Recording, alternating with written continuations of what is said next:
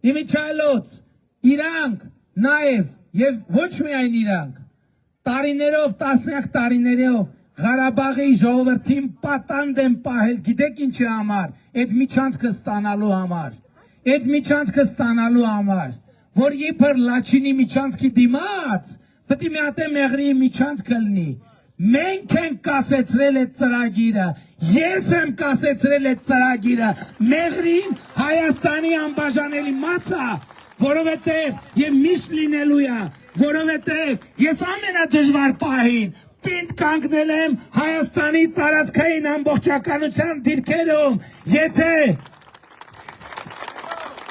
մենք շարունակեինք,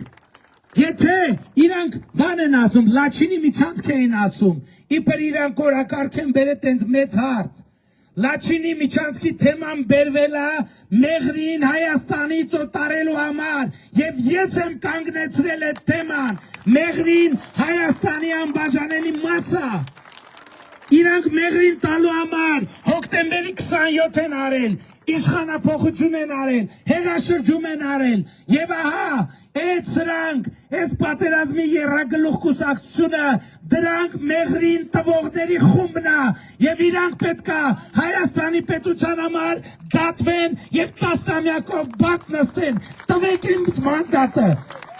ինձ այդ մանդատը, ես ասում եմ, բոլորը գծերը անցել են, Կալուգացի օլիգարխը, Ռոբերտ Քոչարյանը, այն բելարուսացի են մեկը,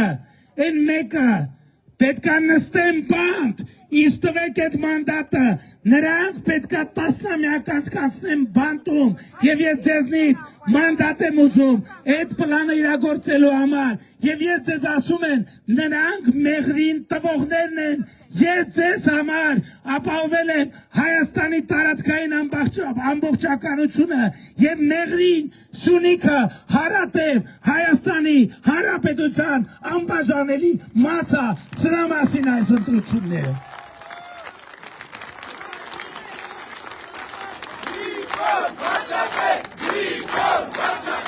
Հավանիչ տեսանյութը եւ բաժանորդագրվիչ նորությունները բաց չթողնելու համար։